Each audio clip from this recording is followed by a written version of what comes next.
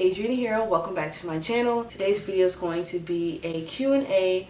I actually got some questions. Well, I asked you guys to ask me some questions on my Instagram, so I'm going to answer a few of those. Thank you to everyone who asked a question. They will be anonymous. Currently, I'm not in school right now, like face-to-face school. We have online school now due to the, coronavirus. So I'm on campus, so I'm going to give you all the YouTube content because we ain't got much to do, you know what I'm saying? Okay, so without further ado, I'm going to answer some of y'all's questions. Okay, so the first question is, what made you start a YouTube channel? So I started watching YouTube videos in middle school, like 7th or 8th grade, maybe even 6th. Started off watching like Ariana Grande's videos, and then I started watching this girl whose channel is called Beauty Crush.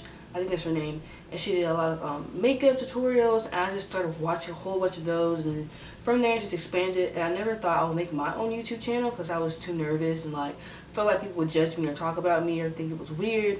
So eventually, I stopped caring. So my sophomore year, I made a YouTube channel, and my first vlog was Essence Festival. I didn't talk in the videos. I felt really insecure with talking, but I really enjoyed filming and editing. And then after that, maybe like some months after that, I filmed my first vlog. It was the Kaylin Harris dance class, master class vlog, and that got a lot of views. I think they tried to copyright it, but I kept it up because that's a lot of views. And yeah, my channel has evolved since then in terms of what kind of videos I like to post. But yeah, that's what inspired me, basically just watching other YouTubers, and just I have a really deep love for film and visuals, so yeah. Question number 2 is, how can I make my Instagram page / all aspect of social media aesthetically pleasing as yours? So thank you for that. I do pay attention to how my aesthetic is on my Instagram feed, but I kind of don't sometimes. Sometimes I'll post a picture, and then eventually if I see it doesn't fit the vibe of the page,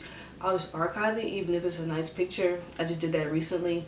But honestly, I use Visco and Facetune to edit my pictures, so I kind of have like the same type of filters going on. And also, like, I try to refrain from certain backgrounds that I know will not fit my feed. If you notice, like, a lot of people, when they have like their Instagram feeds, they have like similar backgrounds or similar colors in it. My feed has different moods. During the summertime, a lot of my pictures are really bright, but in the school time, they kind of get a little bit more moody. I put up my filters, but I also like to keep the same aesthetic in terms of like how bright a picture looks, and if the background's like, I don't like breaks in the background. So I try to refrain from posting pictures with breaks in the background because that does not match my feed. I don't really pay a lot of attention to it as I would like. There's a lot of people on Instagram whose feeds I would love to have a feed like. I'll like insert some pictures because I want to get my feed better. And sometimes like your picture won't flow next in line for your feed, but like you'll need like 2 more posts and then it'll flow. That makes sense. So question number 3 is, what's it like having both a creative major and a minor at your school? Okay, so I never really thought about the fact that I had 2 majors that were creative based, but I think it's kind of challenging because everybody like has like a major that's like into science and stuff like that, so it's like they have more of an idea of what they're going to do in the future. Whereas like when you're majoring in like music business, well, I'm majoring in music business and minoring in modern dance, it's kind of like up in the air what you're going to do next. A lot of people teach or they play instruments for like bands or orchestra, stuff like that.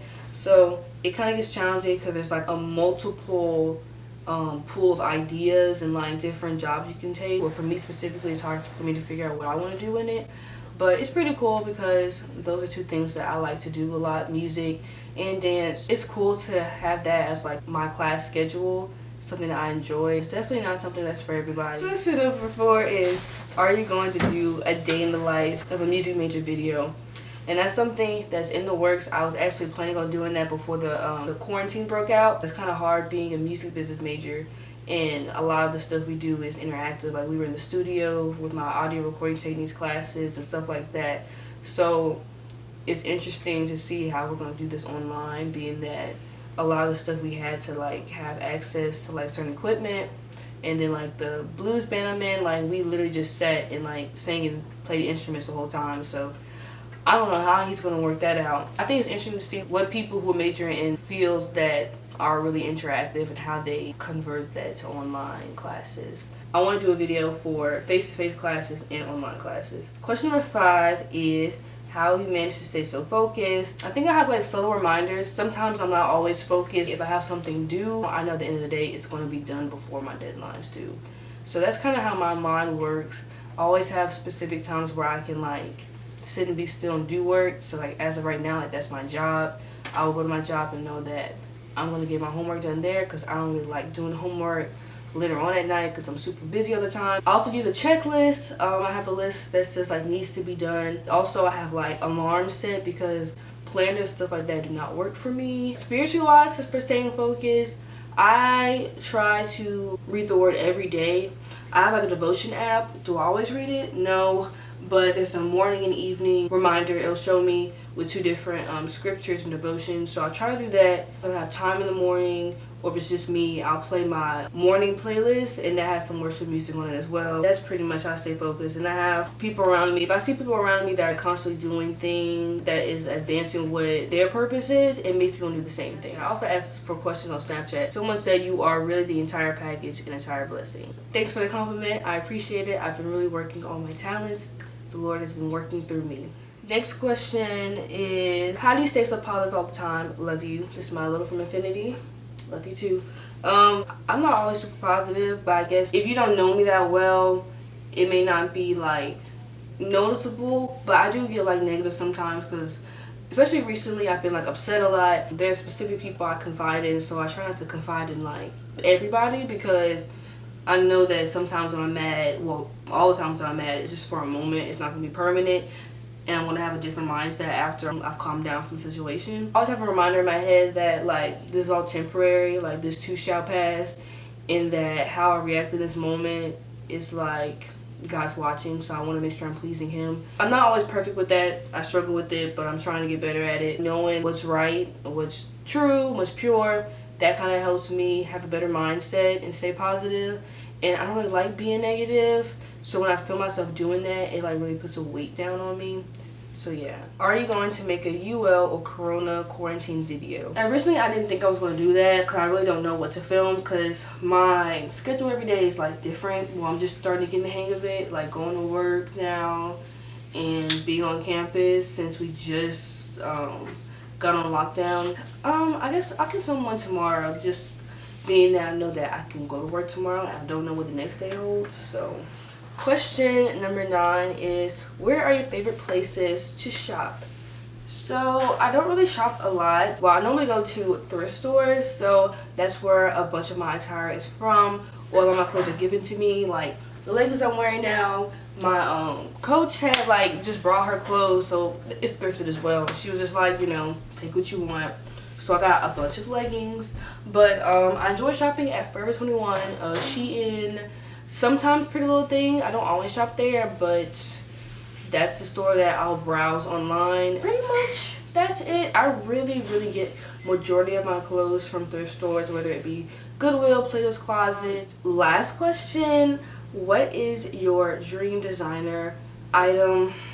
There's a lot of different designer items I would like. Shoe-wise, it will be some Balenciagas. I really want some of those. Purse-wise, I really want a Chanel bag, but I also really want a Louis Vuitton bag. And I also want like a Gucci belt. So yeah, I have a variety of designer items I would like. If I could thrift one of those items, like whenever I could travel somewhere, that would be great. But yeah, I don't have a lot of designer items just because a lot of my clothes, I really don't care if they're a specific brand. If it looks nice, it looks nice to me. I'm going to wear it. But that concludes all the questions for my Q&A. Thanks for asking me questions. Thanks for watching. Stay tuned for my quarantine, corona type videos and music major videos. Like, comment, subscribe. Walk in peace and love. God bless. And I'll see you guys in my next video. Bye.